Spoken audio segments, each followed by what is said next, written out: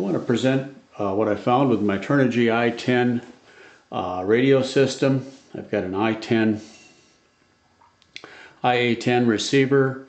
Here I've got a IA6A receiver, a Parkfly model. I'm able to bind my i6 transmitter to either one of these perfectly, and I'm able to bind the i10 to the IA10, and I'm also able to bind it to an IA6B receiver and to receivers such as this. This is a Hobby King GT2R. I'm able to bind that with either one of these. But let me demonstrate these two. Well, okay, so let's bring the screen up here. The i10 is on right now, and I'll put it in bind mode here. RX setup. It says our RF standard is AFHDS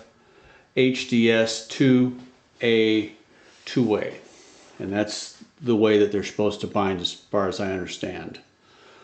I have the I'll put the bind plug in, the 6-channel receiver here.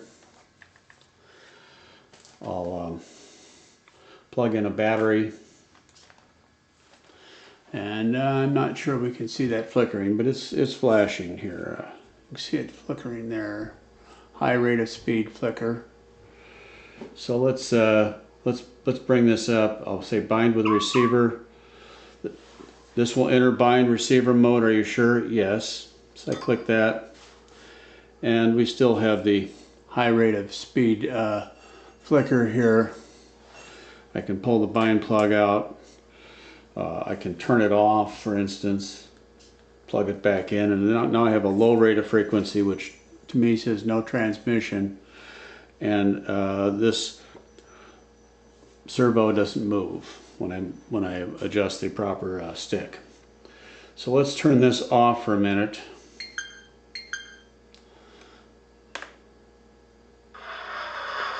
So that's turning itself off, and I'll unplug this again, no battery, put the bind plug in, and let's try the i6. So I'm going to bind with it here now. Hold it. Let me plug the battery in first.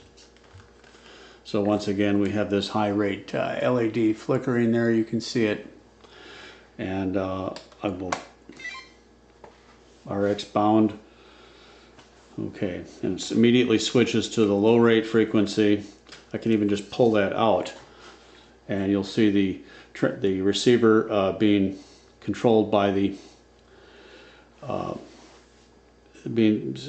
actually transmitting to the transmitter. I know that sounds odd to me, and we have the servo working just fine with it. Next, let's plug this in,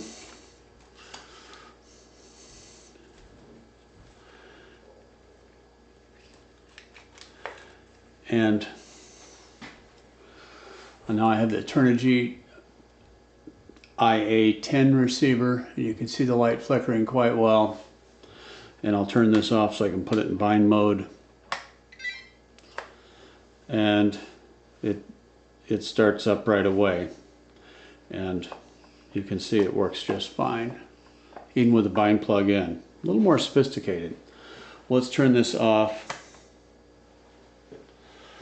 and unplug it for just a moment. And once again, I've got it in bind mode.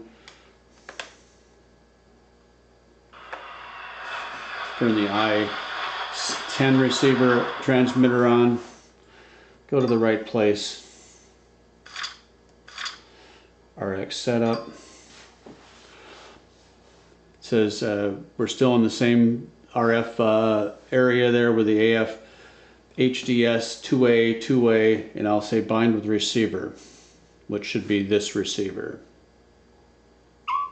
Are you sure? Yes. Yes, it looks like it's bound just fine. And it runs beautifully smooth. Next I'm going to try, I'm going to unplug this. I'll just unplug it here. So that's out of the commission. And we'll plug in this one in the bind position here. And I guess I better restart it here. And once again, we're in a high bind rate. I'm going to change the mode setting here to AFHDS. Okay. And then I'll hit bind with receiver. And let me plug in a servo so that we can positively detect that it's actually doing something here. Okay. So I'll bind with the receiver. Yay. And then we have to unplug this. It's not quite as sophisticated. We'll plug it back in. And this has to be in the right port. There we go. And, oh, we're still in bind mode. My bad. So there we are. It binds perfectly.